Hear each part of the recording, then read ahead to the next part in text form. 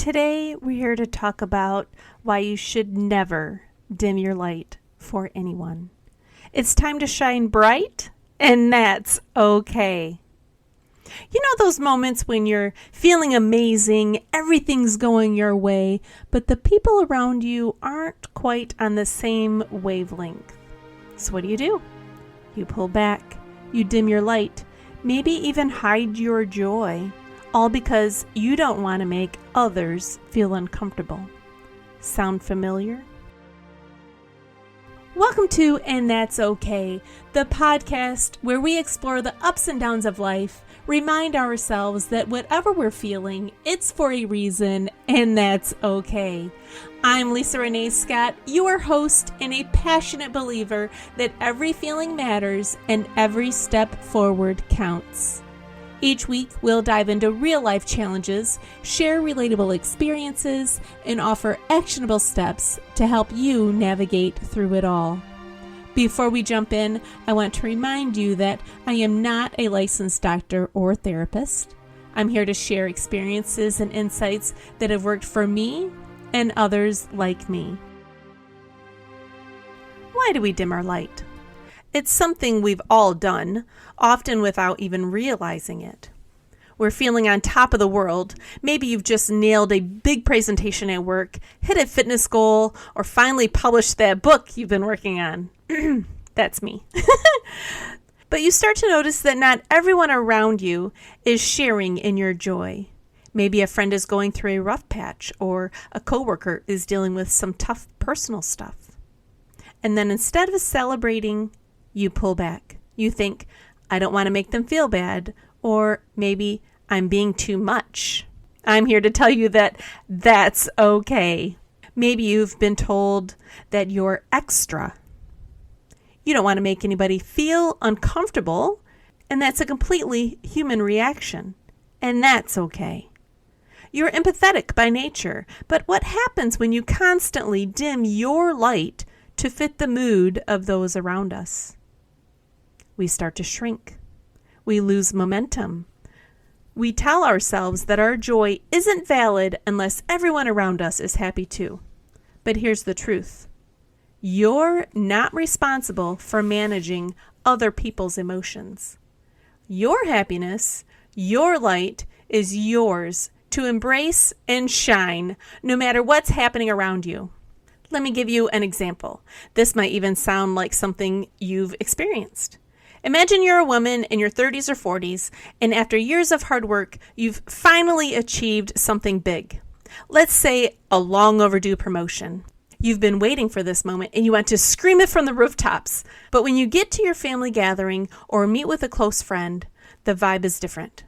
Maybe a friend just lost her job, or someone is dealing with a relationship struggle. Suddenly, that excitement you had about your promotion feels out of place.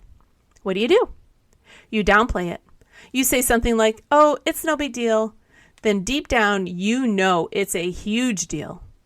You don't want to outshine your friends or make them feel worse, and so you dim your light. You hide the full glow of your success.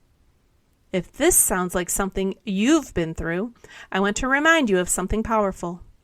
Your light doesn't dim someone else's. In fact, your joy and success might be exactly what they need to see to help them out of their own darkness. When you shine bright, you give others permission to shine too. It's contagious. And if someone feels threatened or uncomfortable by your light, that's not your burden to carry. Shining your light isn't about making others feel less. It's about embracing who you are, where you're at, and all the greatness that's happening in your life. And if the people around you truly love and support you, they'll want to see you shine just as much as you want them to. So how do we stop dimming our light? Let's break it down into a few specific, easy to implement steps. 1. Celebrate yourself fully. The next time you accomplish something, celebrate it. Share it with your friends, family, or even on social media. Let yourself feel the joy without apologizing for it. Be proud of yourself, even if those around you aren't in the same space. Remember, it's not about rubbing it in, just not diminishing your own moment. 2, set boundaries. Protect your light. If someone starts pulling you down, remember that their feelings aren't your responsibility. It's okay to set boundaries with people who consistently bring negativity into your space. That doesn't make you a bad person. It makes you someone who values their energy. 3, lift others while you shine.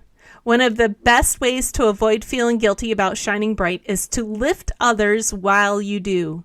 Encourage them, celebrate their wins, no matter how small. When you make it a habit to uplift others, your light becomes a beacon rather than a spotlight. 4, fuel your energy. Make sure you're doing things to keep your light burning bright. That could be practicing gratitude, meditating, or exercising. You don't shine if you're running on empty. Today we talked about why people dim their light and how common it is to downplay your joy because you're afraid of making others uncomfortable. But here's the truth. Your light is meant to shine. You're not responsible for other people's emotions, and dimming your light helps no one. Instead, celebrate your wins, set boundaries when needed, and lift others up while you shine.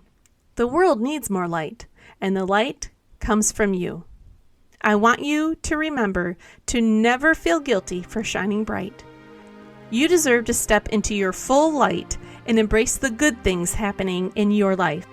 And if you ever start doubting yourself, that's okay. Just come back to this episode for a little reminder. Thanks for tuning in to this episode of And That's Okay.